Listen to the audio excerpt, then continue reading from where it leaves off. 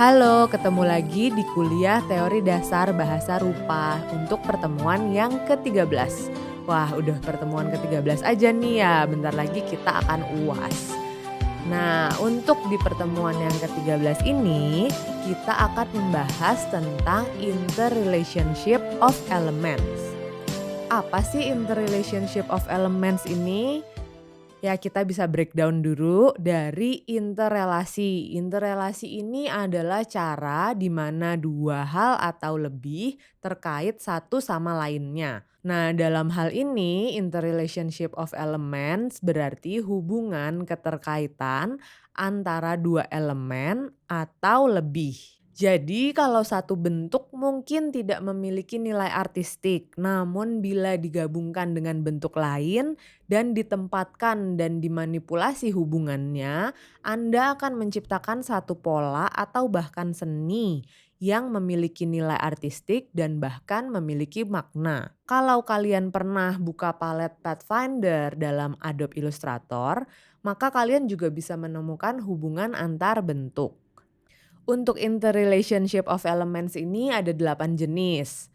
Yang pertama ada detachment, touching, overlapping, interpenetration, union, subtraction, intersection, dan coinciding. Yang pertama kita bahas tentang detachment. Jadi detachment ini merupakan penempatan dua bentuk yang saling terpisah. Jadi dia dipisahkan oleh negative space. Walaupun mereka berdekatan namun ada space terpisah. Efek atau kesan yang ditimbulkan seolah-olah bidang saling menjauh atau bahkan terlihat semakin mendekat satu sama lainnya.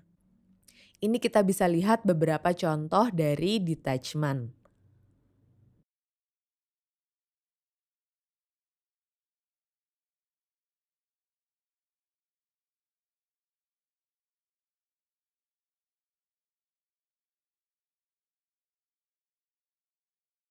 Lalu kita masuk ke yang kedua, yaitu touching. Nah, touching ini merupakan pergeseran dari dua bentuk yang saling berdekatan hingga saling bersentuhan. Jadi, kalau kita bisa lihat di contoh ini, ada dua bentuk yang saling berdekatan, bahkan terlihat saling bersentuhan. Ini ada contoh-contoh dari touching. Nah, kesan yang tertangkap akan menimbulkan ruang. Nah, selanjutnya ada overlapping. Jadi, overlapping ini adalah tumpukan dari dua objek atau dua bentuk ya. Ini merupakan pergeseran dari dua bentuk yang saling mengiris, sehingga sebagian ruang dalam bentuk satu menimpa atau menutupi sebagian ruangan di bentuk lainnya. Jadi kita bisa lihat kesannya seolah-olah bentuk yang di sebelah kanan ini di atas dari bentuk yang di sebelah kiri. Ini akan lebih terasa jika ada permainan warna. Misalnya kita lihat contoh selanjutnya, ini ada dua warna yang kontras, warna kuning dan warna biru.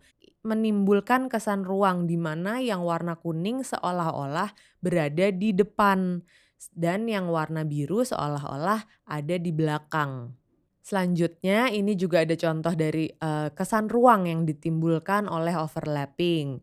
Kita bisa lihat di mana seolah-olah bentuk-bentuk ini meskipun dia dua dimensi, tapi ada yang terkesan letaknya di depan, ada yang terkesan letaknya paling belakang.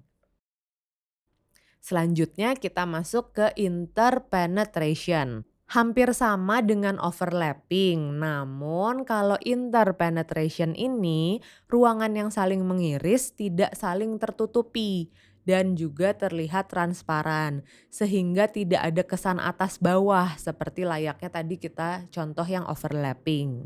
Nah, kita bisa lihat di contoh lingkaran ini di mana satu lingkaran mengiris lingkaran lainnya tapi bagian irisannya tidak tertutupi atau bahkan terlihat transparan dan memiliki warna lain. Nah, ini tuh tidak menimbulkan kesan ruangan, bahkan terlihat semua objeknya berada di posisi yang sama.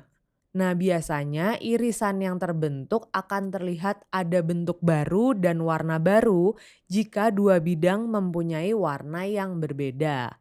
Seperti ini contohnya, ada 2 objek lingkaran, ada 2 bentuk lingkaran yang berwarna biru dan berwarna merah, di tengah-tengahnya teriris dan, irisannya ini merupakan gabungan dari warna merah dan warna biru. Berikut ini juga ada contoh dari interpenetration. Selanjutnya kita masuk ke union. Nah, kalau union ini dua bidang yang saling berdekatan, saling menimpa dan membentuk bidang baru. Karena kalau di sini union itu tidak bertumpukan atau tidak beririsan, tapi benar-benar bergabung sehingga membentuk satu bidang yang baru. Ini ada beberapa contoh dari union.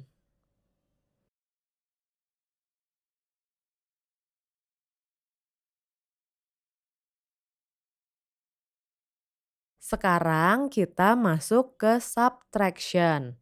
Nah, kalau subtraction ini bidang yang terbentuk karena sebagian bidang tertutup oleh bidang lainnya.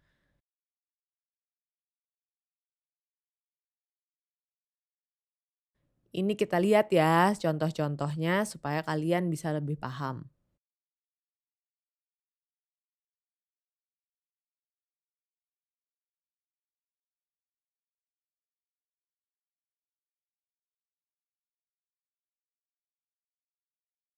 Lalu kita masuk ke intersection. Nah, untuk intersection ini dua bidang yang sebagian ruangnya saling mengiris dan hanya irisan saja yang terlihat secara penuh sehingga membentuk bidang baru. Jadi kalau intersection ini hampir sama dengan interpenetration, namun kalau di sini yang terlihat hanya bagian irisannya saja. Jadi bagian luarnya tidak terlihat lagi, jadi benar-benar membentuk satu bidang baru. Nah, yang terakhir ini ada coinciding. Nah, kalau coinciding ini bidang yang saling menimpa satu sama lain secara penuh.